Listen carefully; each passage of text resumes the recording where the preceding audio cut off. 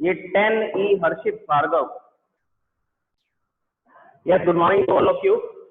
Yesterday we were discussing about some displacement reactions of non-metals, and also we have studied about the uses of metals and non-metals. Metals के क्या-क्या use थे, non-metals के क्या-क्या use थे. बहुत सारे equally important for our life. दोनों ही equally important है. ऐसा नहीं है कि metals ज़्यादा important है, non-metals भी important है. Anyways, अभी हम लोग चैप्टर को खत्म करेंगे. कुछ एक्स्ट्रा नॉलेज आपकी बुक में दे रखी है, उसको डिस्कस कर लेते हैं पहले. ये आपकी बुक के अंदर दे रखा है पेज नंबर 52. पेज नंबर 52 पर एक पैराग्राफ लिखा गया है एनसीईआरटी बुक में. एनसीईआरटी बुक के अंदर 52 पेज पर, पेज नंबर 52 पर एक पैराग्राफ लिखा गया है, उसका डिस्क्रिप्शन मैं आपको बता रहा हूँ. Chemical reaction. केमिकल रिएक्शन क्या होती है? Chemical reaction is a process. So I am writing it is a process in which new substances are formed. In which new substances are formed with new properties. In which new substances are formed with new property. जिसमें क्या होता है, नए substance बनते हैं नई properties के साथ में. जैसे एक सिंपल सी केमिकल रिएक्शन में आपको बताता हूँ. जैसे कार्बन रिएक्ट करता है ऑक्सीजन से. Carbon is present in the salt and it reacts with oxygen and it produces CO2. In chemical reaction energy is release.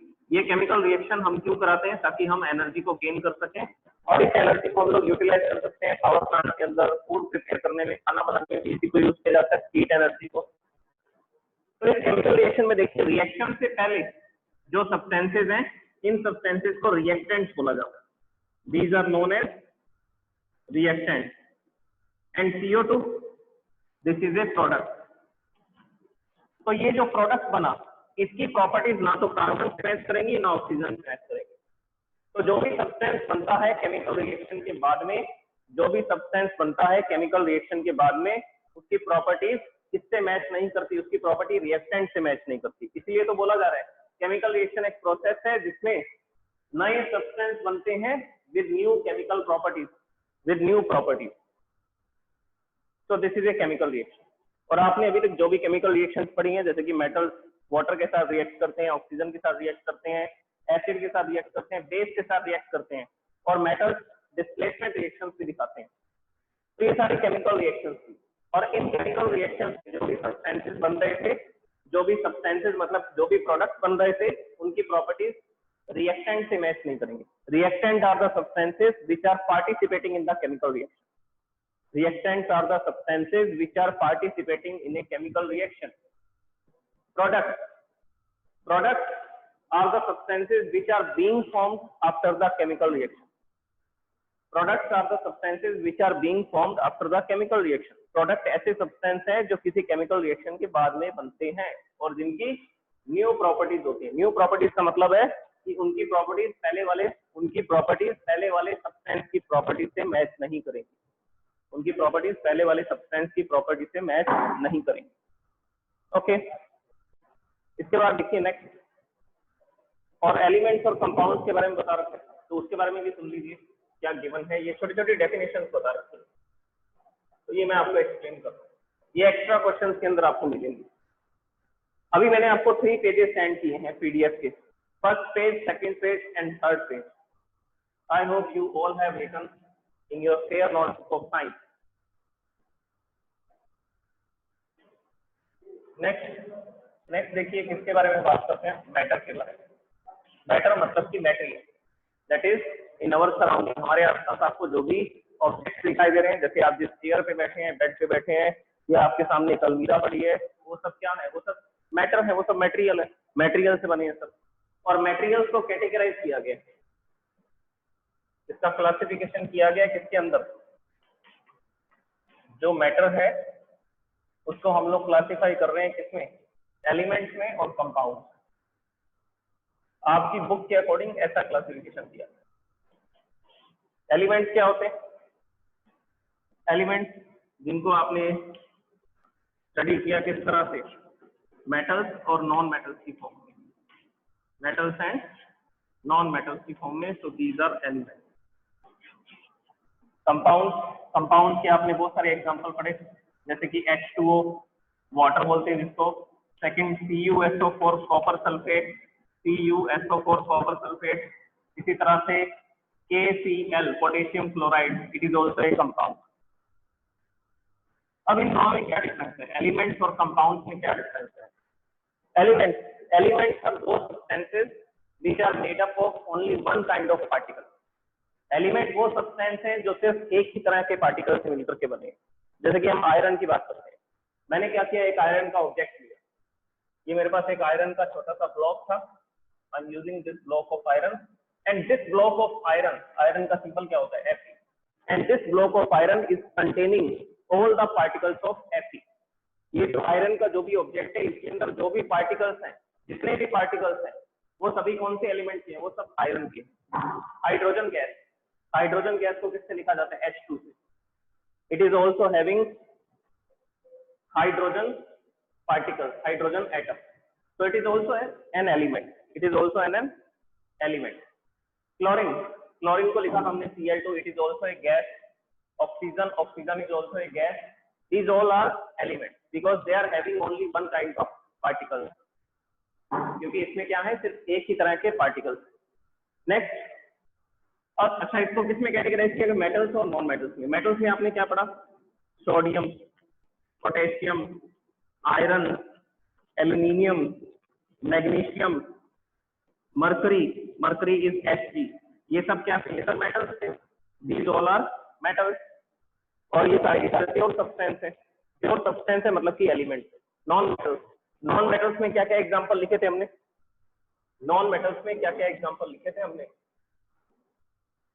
इसमें लिखा था हमने oxygen, chlorine, nitrogen, sulphur, phosphorus, ये सब किसके एग्जांपल थे, ये सब नॉन मेटल के एग्जांपल थे। इसके अलावा नियॉन गैस भी लिख सकते हैं, हीलियम गैस लिख सकते हैं, हाइड्रोजन गैस लिख सकते हैं, H2 से लिखा जाता है, नाइट्रोजन गैस को N2 से लिखा जाता है, क्लोरीन को Cl2 से, ऑक्सीजन को O2 से।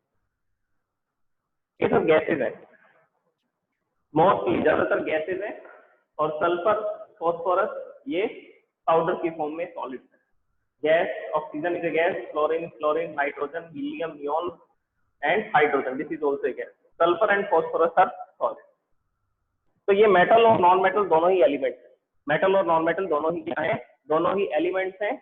और ये कितने होते हैं element, it is also given in your book, 94 element, 94 element. Nature में कितने एलिमेंट्स मिलते हैं, अर्थ के अंदर से कितने एलिमेंट्स निकल के आते हैं, 94 एलिमेंट्स। और यही वो एलिमेंट्स हैं जिनसे डिफरेंट टाइप के सब्सटेंसेस बनते हैं।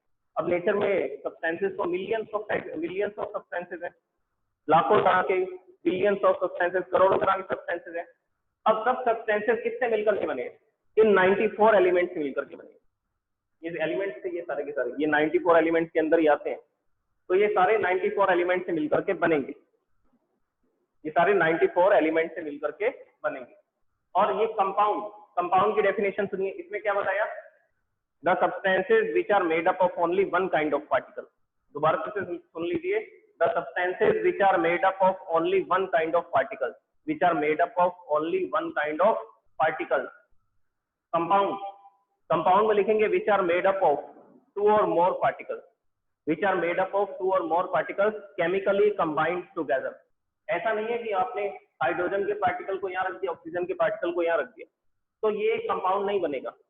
कंपाउंड बनने के लिए क्या चाहिए, इनको रिएक्शन करनी पड़ेगी। हाइड्रोजन गैस ऑक्सीजन गैस से रिएक्शन करती है और इस तरह का एक मॉलिक्यूल बनाती है, इस तरह का एक कंपाउंड बनाती है जिसको हम H2O लिखते हैं, विच इज वाटर। तो ये H2O कैसे बना होगा, ये H2O बना है हाइड्रोजन की ऑक्सीजन से रिएक्शन के बाद में। Hydrogen react with oxygen and produces H2O, और क्या प्रोड्यूस करता है, H2O प्रोड्यूस करता है।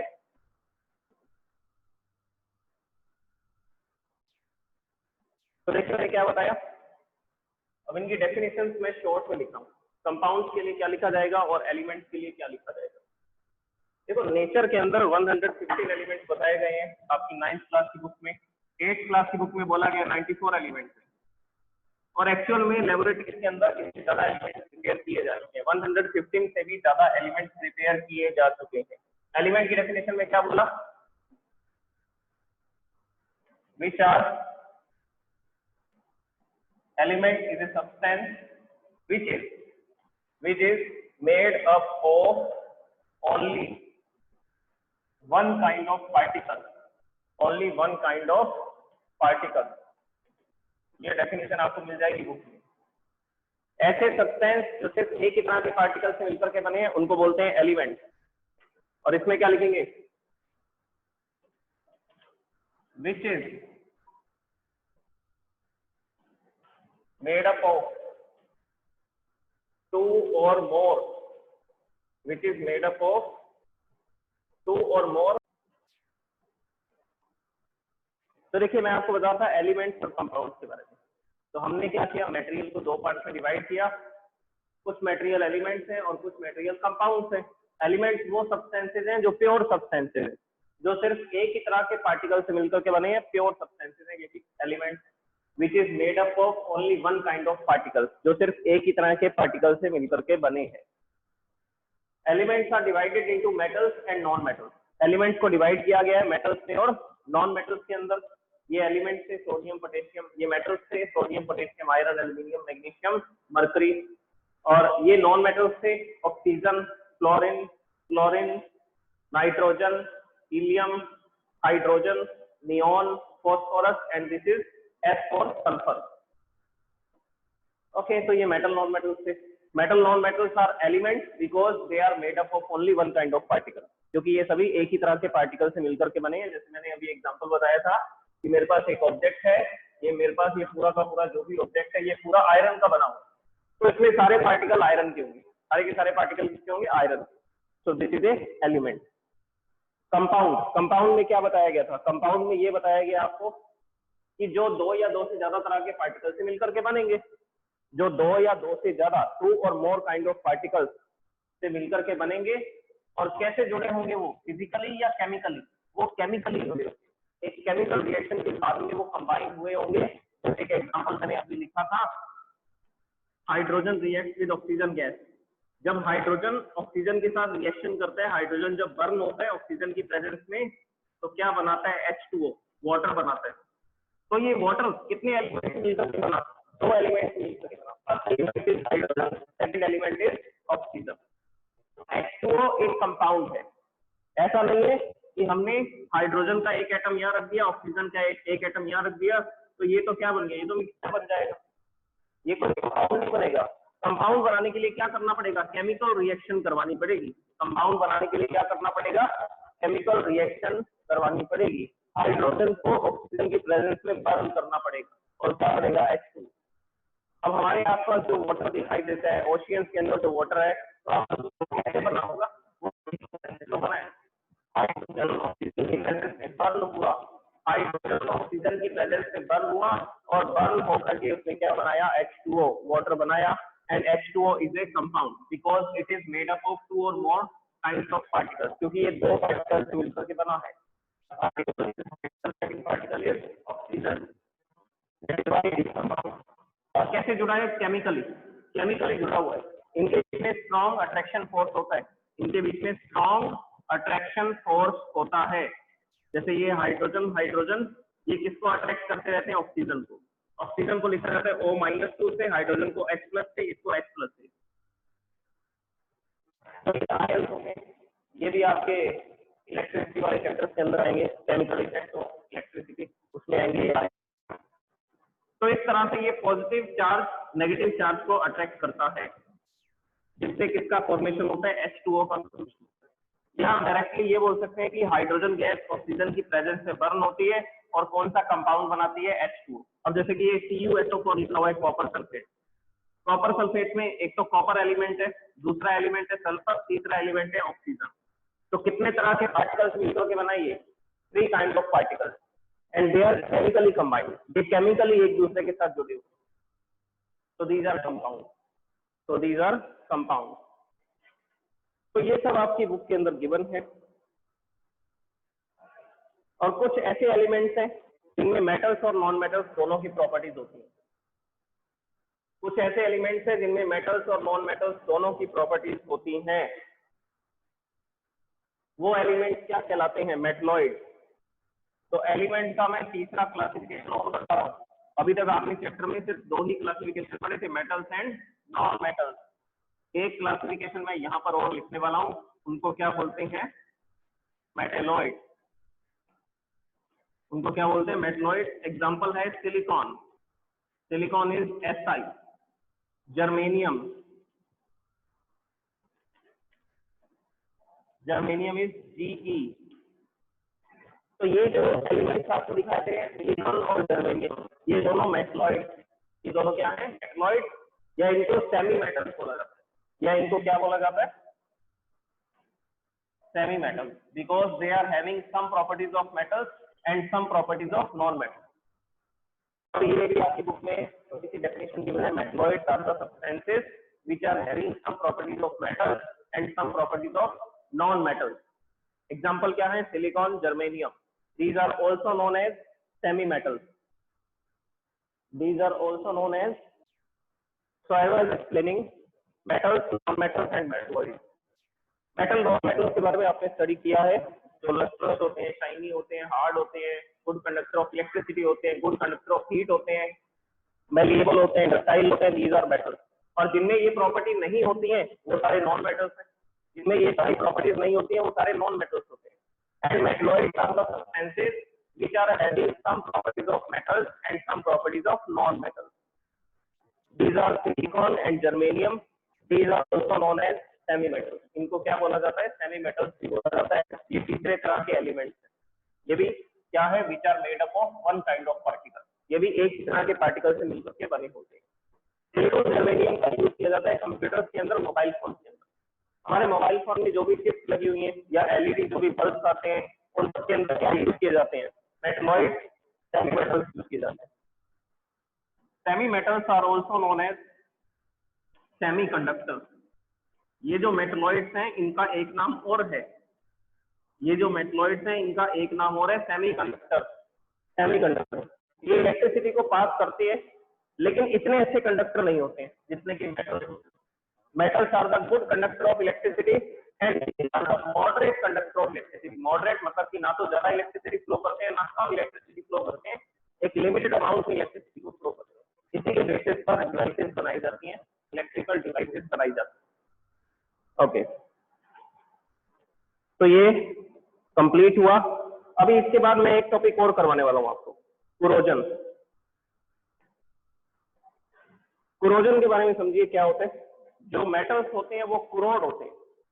कुरोड का मतलब होता है कि वो गलने शुरू हो जाते हैं, उनके ऊपर रस्टिंग आ जाती है, जंग लग जाती है। कुछ मेटल्स के ऊपर रस्टिंग आती है और कुछ मेटल्स के लिए वर्ड यूज किया जाता है कुरोड। जो रस्ट वर्ड है वो सिर्फ आयरन के लिए यूज करेंगे, जो रस्ट वर्ड है वो सिर्फ किसके लिए यूज करेंगे? वो सिर्फ आयरन के लिए यूज किया जाएगा। तो देखिए आयरन की रस्टिंग के बारे में, so I am explaining the process of corrosion। Corrosion is a process, so I am writing the definition। It is a process in which metals are gradually eaten up by the action of water, oxygen and CO2 carbon dioxide. ये corrosion एक process है। Corrosion एक process है जिसमें metals जो हैं वो gradually eaten up, जो मेटल्स है वो खराब हो जाते हैं, गल जाते हैं by the action of water. किसके एक्शन के कारण? वाटर के कारण, ऑक्सीजन के कारण और CO2 के कारण। वाटर के कारण, ऑक्सीजन के कारण और CO2 के कारण। अब देखिए रस्ट सिर्फ आयरन के लिए यूज किया जाएगा। अब मैं एक केमिकल रिएक्शन लिख रहा हूँ आयरन के लिए, 4Fe plus 3O2 plus 2H2O। Plus 2H2O। Okay, तो इस तरह से ये लिखा जाता है। तो आयरन ऑक्सीजन और वाटर के साथ रिएक्ट करता है, आयरन ऑक्सीजन और वाटर के साथ रिएक्ट करता है और क्या बनाता है, आयरन ऑक्साइड। और क्या बना देता है, आयरन ऑक्साइड। वो जो आयरन ऑक्साइड होता है उसको रस्ट बोला जाता है। उसको क्या बोला जाता है, रस्ट। इसका फॉर्मूला होता है 2Fe2O3 डॉट H2O। यहाँ 2 नहीं आएगा, इसमें डॉट लगाया जाता है और इसको बोला जाता है hydrated iron oxide, hydrated iron oxide. और इसी सब्सटेंस को क्या बोला जाता है, ये जो मैंने फॉर्मूला लिखा, इसी सब्सटेंस को क्या बोला जाता है, इसको रस्ट बोला जाता है। This is the rust. और ये कौन से कलर का होता है, ये रेड ब्राउन कलर का होता है। तो रेड ब्राउन कलर का होता है, इसकी वजह से जो आयरन है उसकी स्ट्रेंथ कम हो जाती है, वो टूटने लग जाता है, चलना शुरू हो जाता है, चढ़ना शुरू हो जाता है। तो ये प्रोसेस है आयरन की। Iron react with oxygen and water to produce iron oxide. This hydrated iron oxide is called rust. ये हाइड्रेटेड आयरन ऑक्साइड क्या कहलाता है, इसी को रस्ट बोला जाता है। इसको जंग लगना बोला जाता है, हिंदी में बोलते हैं कि लोहे के ऊपर जंग लग जाती है। This is the process of rusting. अब कॉपर के लिए भी देख लीजिए।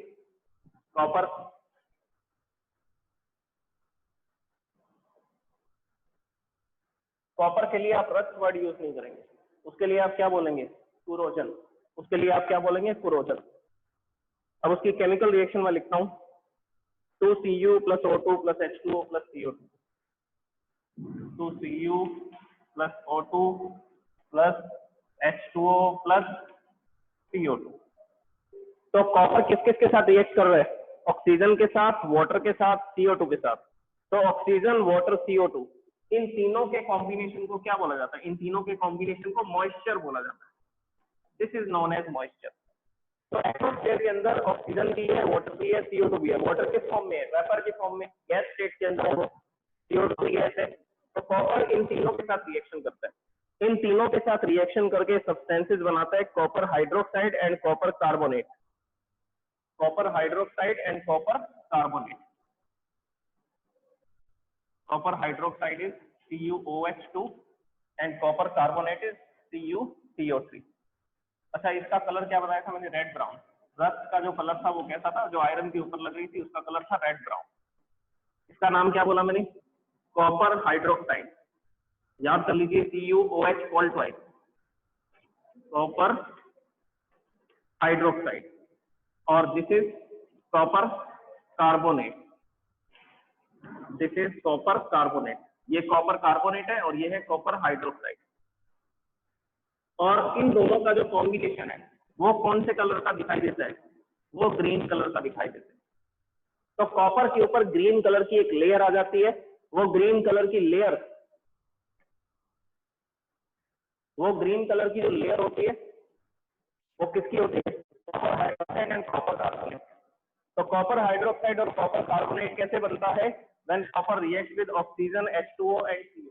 जब कॉपर ऑक्सीजन H2O और वाटर के साथ रिएक्शन करता है तब कॉपर हाइड्रोक्साइड और कॉपर कार्बोनेट की लेयर बन जाती है। तो ये था कुरोजन, कुरोजन ऑफ मेटल। आज मैं आपको फोर्थ पेज सेंड करूंगा, वो भी आपको अपनी फेयर नोटबुक में लिखना होगा। The PDF of the fourth page will be sent to you today.